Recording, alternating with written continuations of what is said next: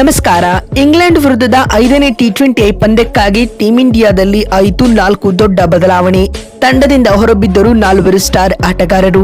ಹೀಗಿರಲಿದೆ ನೋಡಿ ಭಾರತದ ಹೊಸ ಪ್ಲೇಯಿಂಗ್ 11. ಹಾಗಾದರೆ ಸುದ್ದಿಯ ಸಂಪೂರ್ಣ ಮಾಹಿತಿ ಏನು?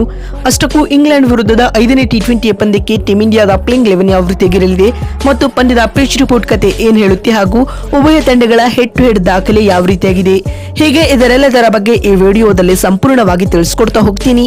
ಆದ್ದರಿಂದ ದಯವಿಟ್ಟು ಈ ವಿಡಿಯೋವನ್ನ ಕೊನೆವರೆಗೂ ನೋಡಿ. ಆದರೆ ಅದಕ್ಕಿಂತಲೂ ಮುನ್ನ ಯಾರನ್ನೂ ನಮ್ಮ ಚಾನೆಲ್ಗೆ ಸಬ್ಸ್ಕ್ರೈಬ್ ಮಾಡಿಲ್ವೋ, ಸೊ ದಯವಿಟ್ಟು ಈ ಕೂಡಲೇ ನಮ್ಮ ಚಾನೆಲ್ಗೊಂದು ಸಬ್ಸ್ಕ್ರೈಬ್ ಮಾಡಿ. ಹೌದು, ಸದ್ಯ ನಿಮಗೆಲ್ಲ ಗೊತ್ತಿರುವಂತೆ ಭಾರತ ಮತ್ತು ಇಂಗ್ಲೆಂಡ್ ನಡುವೆ 5 ಪಂದ್ಯಗಳ ಟಿ20 ಸರಣಿ ನಡೆಯುತ್ತಿದೆ.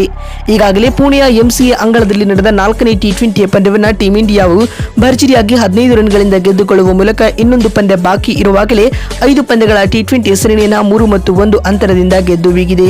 ಇದೀಗ ಔಪಚಾರಿಕ ಪಂದ್ಯವಾಗಿರುವ 5ನೇ ಟಿ20 ಪಂದ್ಯಕ್ಕಾಗಿ ಟೀಂ ಇಂಡಿಯಾದ ಪ್ಲೇಯಿಂಗ್ 11 ನಲ್ಲಿ ಮಹತ್ವದ ಬದಲಾವಣೆಗಳಾಗಿವೆ ಸ್ನೇಹಿತರೆ. ಅದರಲ್ಲಿಯೂ ಪ್ರಮುಖವಾಗಿ ತಂಡದಿಂದ 4 ಸ್ಟಾರ್ ಆಟಗಾರರು ಹೊರಬೀಳಲಿದ್ದಾರೆ ಅಂತಾನೆ ಹೇಳಬಹುದು.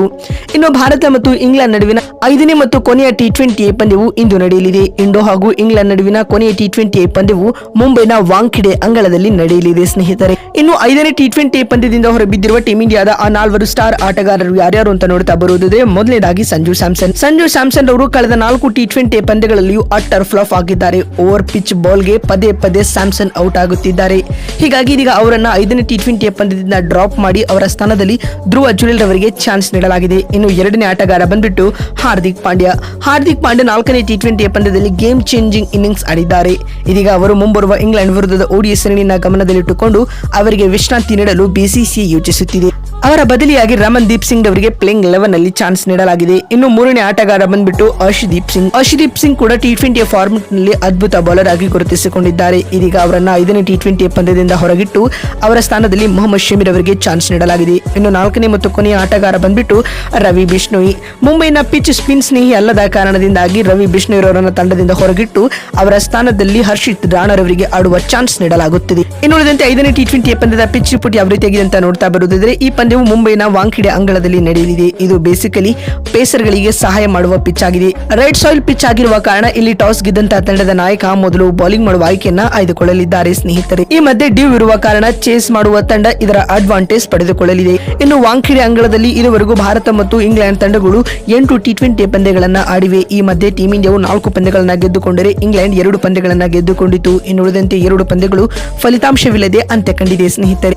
ಮತ್ತು ಇದೀಗ ಇಂಗ್ಲೆಂಡ್ ವಿರುದ್ಧದ 5ನೇ ಮತ್ತು ಕೊನೆಯ ಟಿ20 ಪಂದ್ಯಕ್ಕೆ ಟೀಂ ಇಂಡಿಯಾದ ಬಲಿಷ್ಠ ಪ್ಲೇಯಿಂಗ್ 11 ಯಾವ ರೀತಿಯಾಗಿರಲಿದೆ ಅಂತ ನೋಡ್ತಾ ಬರುವುದಾದರೆ, ಆರಂಭಿಕರಾಗಿ ಅಭಿಷೇಕ್ ಶರ್ಮಾ ಮತ್ತು ಧ್ರುವ ಜುರೇಲ್ ಆಡಲಿದ್ದಾರೆ. ಧ್ರುವ ಜುರೇಲ್ ಇಲ್ಲಿ ಆಸ್ ಎ ವಿಕೆಟ್ ಕೀಪರ್ ಆಗಿ ಕಾಣಿಸಿಕೊಳ್ಳಲಿದ್ದಾರೆ ಮತ್ತು 3ನೇ ಕ್ರಮಾಂಕದಲ್ಲಿ ಸೂರ್ಯಕುಮಾರ್ ಯಾದವ್ ಕಾಣಿಸಿಕೊಳ್ಳಲಿದ್ದಾರೆ. ಇನ್ನು 4ನೇ ಕ್ರಮಾಂಕದಲ್ಲಿ ಎಂದಿನಂತೆ ತಿಲಕ್ ವರ್ಮಾ ಕಾಣಿಸಿಕೊಂಡರೆ 5ನೇ ಸ್ಲಾಟ್ ನಲ್ಲಿ ರಿಂಕು ಸಿಂಗ್ ಆಡಲಿದ್ದಾರೆ. ಇನ್ನು 6ನೇ ಕ್ರಮಾಂಕದಲ್ಲಿ ರಮನ್ದೀಪ್ ಸಿಂಗ್ ಆಡಿದರೆ 7ನೇ ಸ್ಲಾಟ್ ನಲ್ಲಿ ಶಿವಮ್ ದುಬೆ ಅವರಿಗೆ ಪ್ಲೇಯಿಂಗ್ 11 ನಲ್ಲಿ ಚಾನ್ಸ್ ನೀಡಲಾಗಿದೆ.